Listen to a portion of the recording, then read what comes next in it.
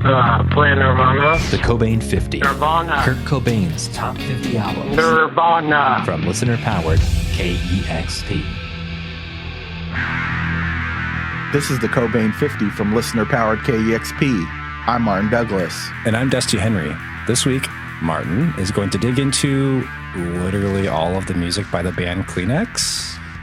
Their entire discography, which I believe amounts to a little over 2 hours, which is a lot of great music, especially for me because I am such a rabid Kleenex fan.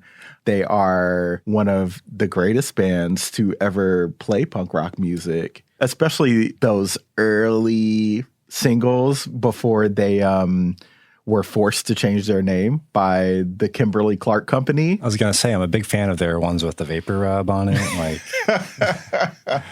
We should say that what we're talking about here is on the list, Kurt lists this as anything by Kleenex. Yeah, it wasn't a particular album, especially in 1993 when Kurt made this list, because the complete discography by Kleenex wasn't released until the early 2000s. Right, so there's your context as we dig into all of the music by Kleenex.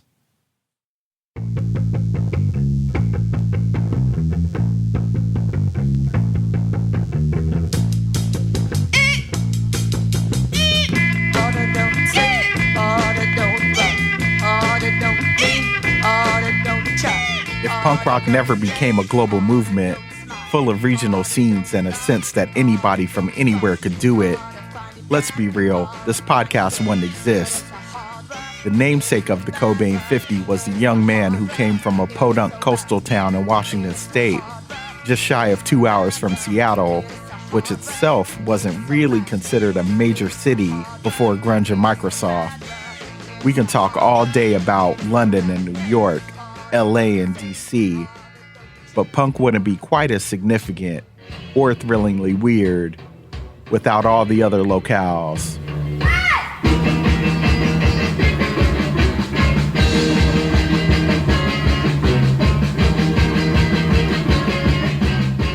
In 1978, the Sex Pistols broke up, inspiring the suggestion that punk rock was dead. But that same year, a punk scene was forming in Zurich. It may be the biggest city in Switzerland, but for some perspective, it had about 1 million fewer people than Seattle at the time. On March 29th of that year, a band called Kleenex played their first show at a queer bar called Club Hey, the centerpiece of Zurich's fledgling punk scene. The band's story starts at the end of the show, not the beginning. Kleenex guitarist Marlena Martyr recounts what happened in her book of Kleenex tour diary entries. In its first iteration, Kleenex was made up of 3 young women and 2 young men, some of whom were also in the band Nasal Boys, regarded as Zurich's first punk band.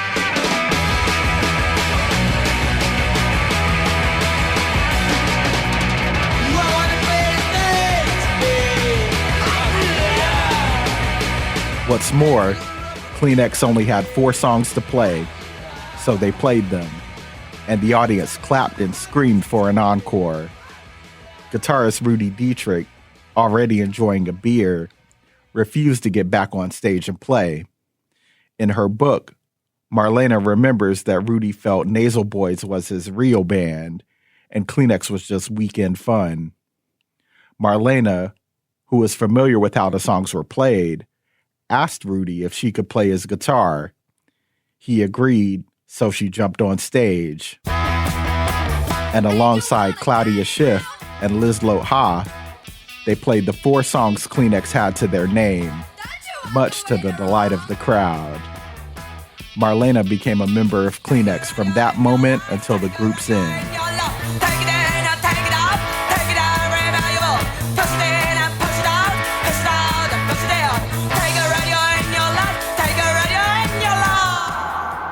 Soon enough, the lineup for Kleenex was solidified with 4 women: guitarist Marlena Martyr, bassist Claudia Schiff, drummer Liselot Ha, and singer Regula Singh.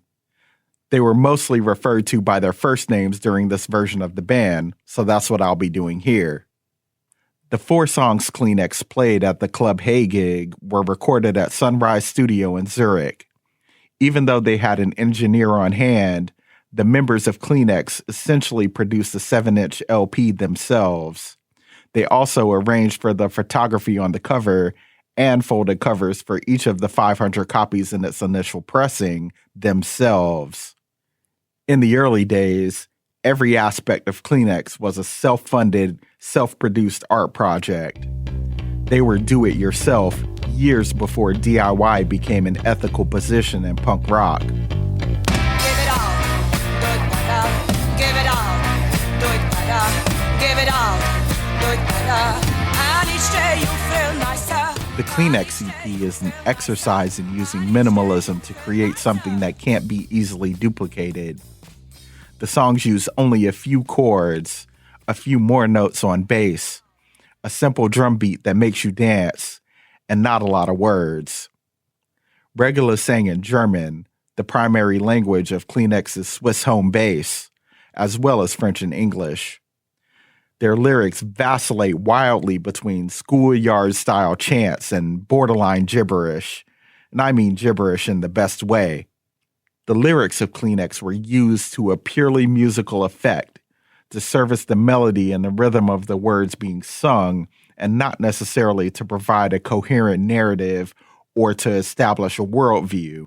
Oh, sie sind so hübsch. Oh, sie sind so nett. Rosarot. There's a playful lyricism involved here, much like what happens when you play with those poetry magnets that are supposed to stick to your refrigerator. And because not all of us are multilingual, it didn't really matter what they were singing about. It only mattered that you danced along. Sie brauchen dich nicht. Sie können alles kaufen. Rosarot, das mögen sie. Hellblau, das tragen sie.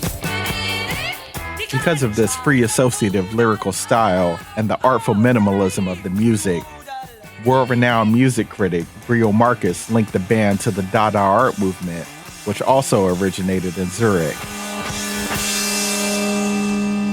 With their foundations in performance art and a firm opposition to capitalism and all things bourgeois, punk and Dada were already perfect bedfellows.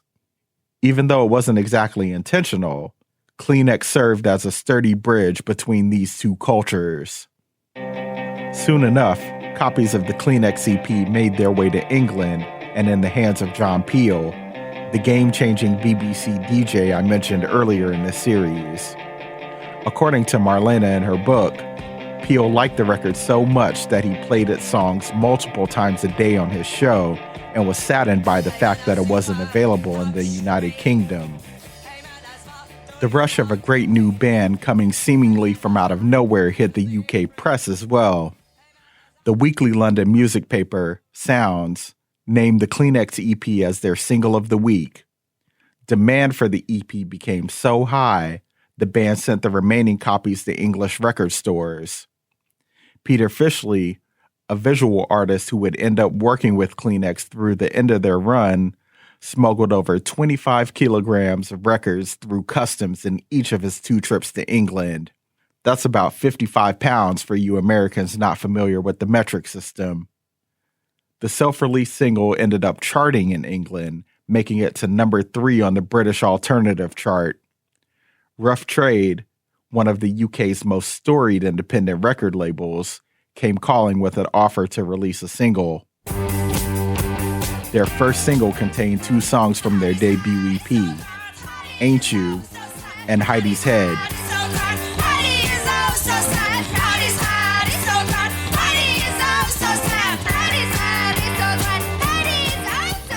Kleenex put out another single on Rough Trade in 1979, which they recorded in Rough Trade's hometown of London.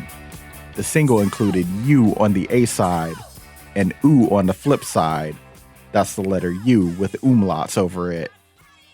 The single was recorded with assistance with Mayo Thompson from the band Red Crayola. Kleenex would tour with Red Crayola, their label mates at Rough Trade, and another avant-garde punk-leaning band on the label, the Raincoats.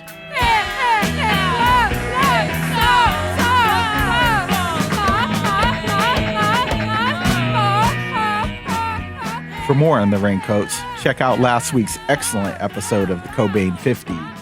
Janice Headley and veteran punk journalist Jen Pelly explored the Raincoats' monumental self-titled LP, which also made Kurt's list.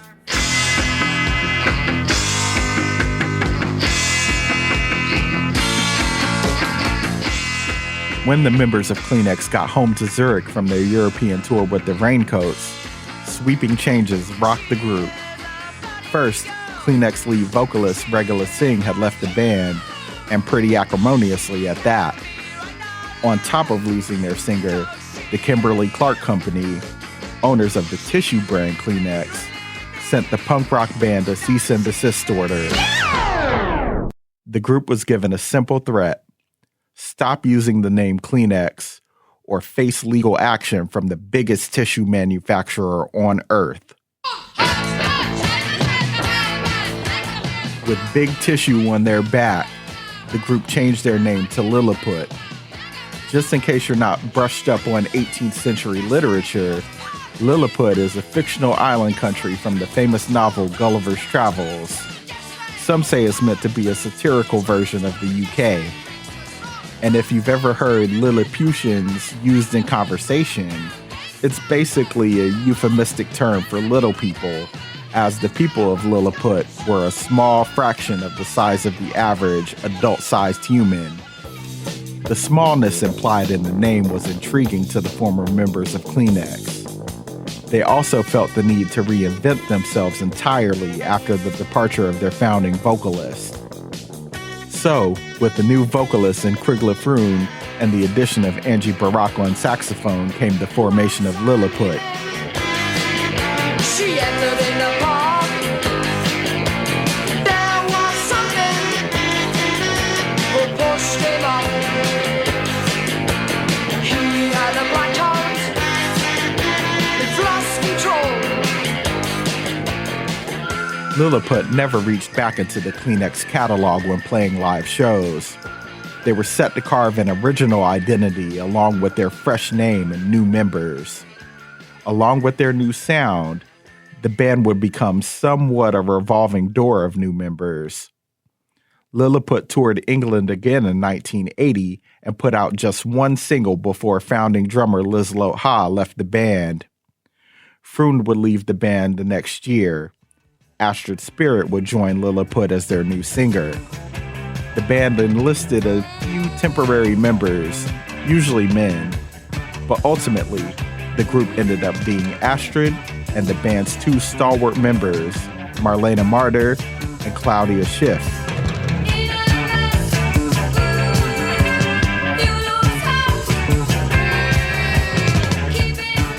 LiLiPUT recorded their only two full lengths between 1982 and 1983, a self-titled album and the casually named Some Songs.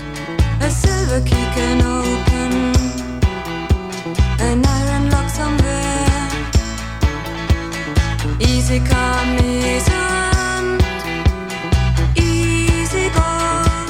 In 1983, Astrid became pregnant and decided to step back from performing. At the same time, Marlena and Claudia were feeling a sense of burnout. Astrid tried to alleviate their burden and keep the band alive by agreeing to take on managerial responsibilities so that they could record their second album, Some Songs. But Astrid ended up choosing full-time motherhood, which ultimately signaled the end of the band.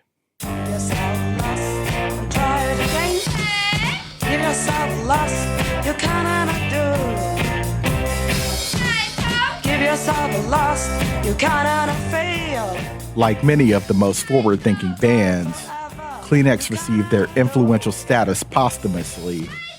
Marlena self-published her first book, A Kleenex Tour Diary, in 1986.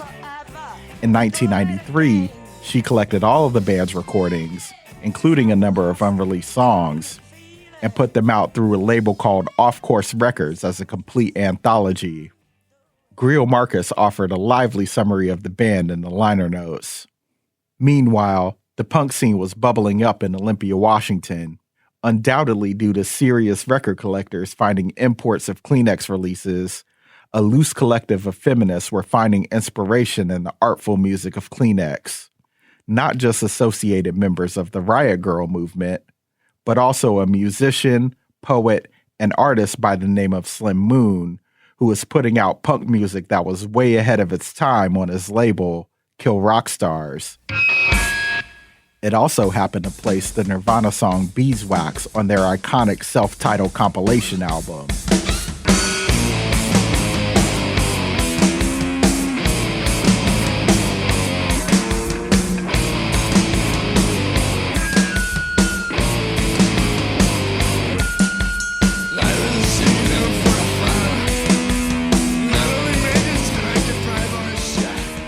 In addition, Moon happened to be friends with Kurt Cobain, who was definitely paying attention to the bands his pal Slim deemed as influential.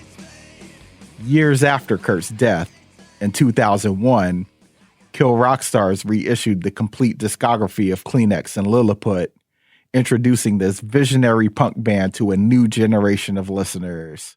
Even though the band, or bands, depending on who you ask, only released about 2.25 hours of music in their complete run, the music that lies in that relatively short running time has been endlessly imitated but never fully copied.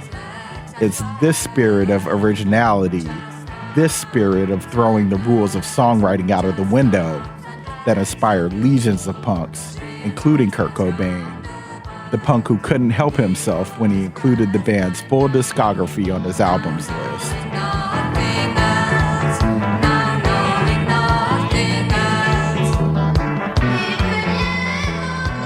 That was Martin Douglas digging into the music of Kleenex. Yeah, Martin, tell me about your experience with Kleenex and how you got into them.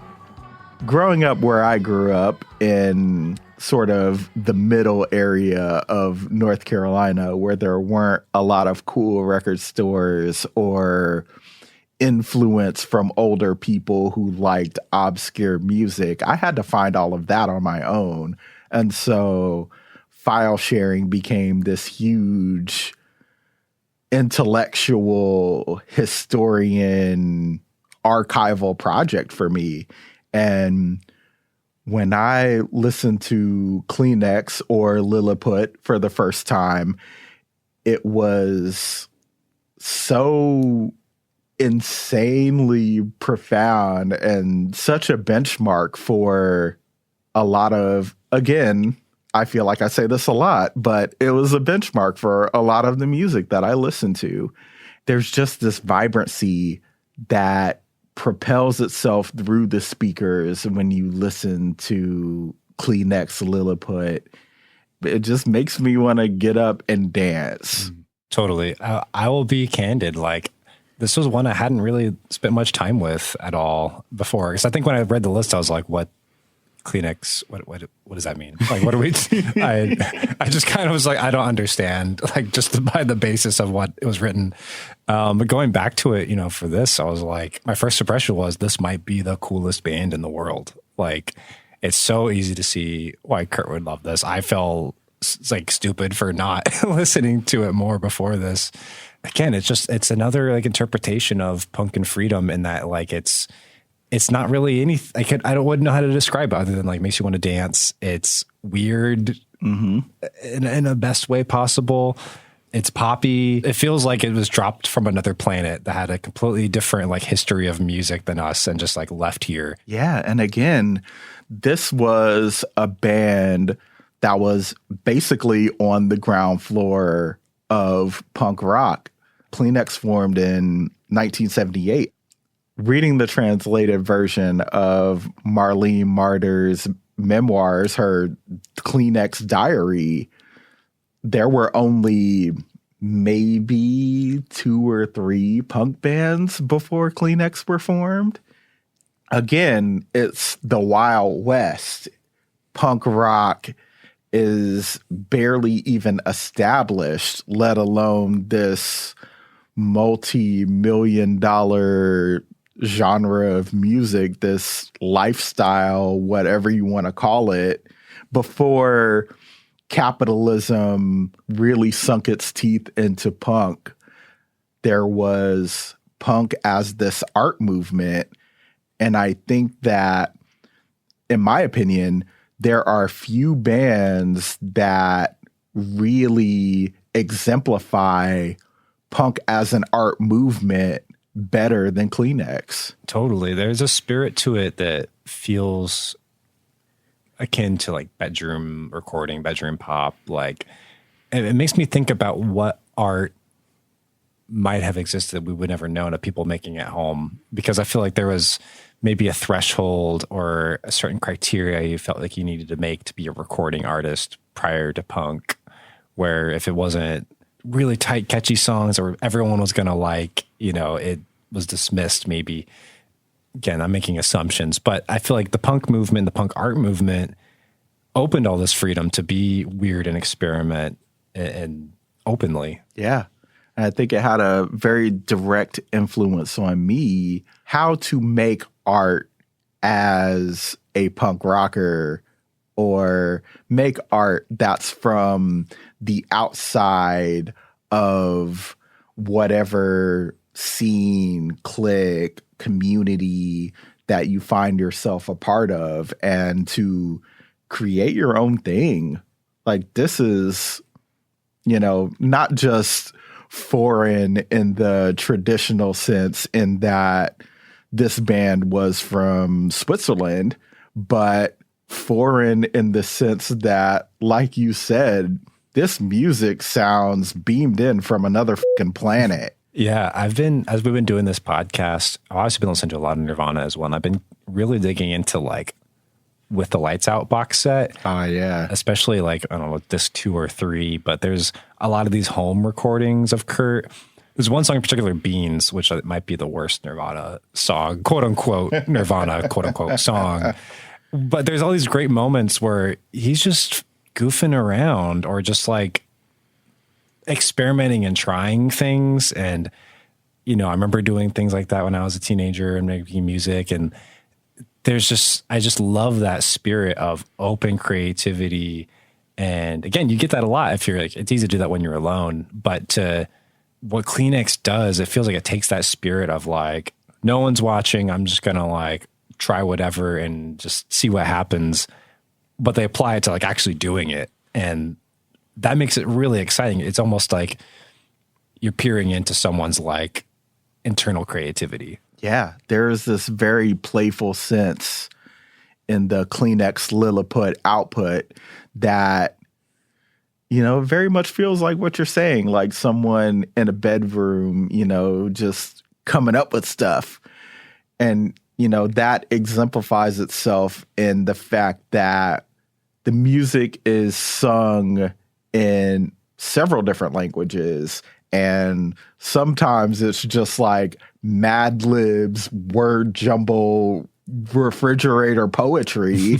And, you know, the music feels similarly playful and experimental in that there's a lot of danceable stuff. There's a lot of musicianship that originated in different areas of the world. Like, you can hear a lot of the later output, the LiLiPUT full lengths, they sound a lot like latter day Slits, or like the Slits back in the early 80s before they broke up the first time, in that there's a lot of reggae dub styled stuff. There's a little flavor of African guitar. Like, this is some really compelling stuff, some really artful music. Artful in a way that's playful and not necessarily stodgy or pretentious. Like, it's art that anybody can get into. The idea of art being fun is something like it resonates more and more with me over time. I think I went through a lot of phase of like, it has to be serious and dark, and like that's how true art is, the dark heart of the soul. And then I don't know, maybe it's just age or whatever, but you start to realize, well, actually art is also like playful and it's sweet. It's finger paint. It's playing guitar backwards or, just expression. We have so many different types of emotions, and to just have fun, I think, is one of the greatest gifts. And this album like reminds me of that. Or this music, I should say, is not an album. This piece was produced by Martin Douglas, mixed by Roddy Nikpour. Our podcast manager is Isabel Khalili. Larry Mizell Jr. is our director of editorial and our boss. Oh, I'm Dusty Henry. And I'm Martin Douglas. We'll see you next week on the Cobain 50 from listener powered KEXP, where the music matters.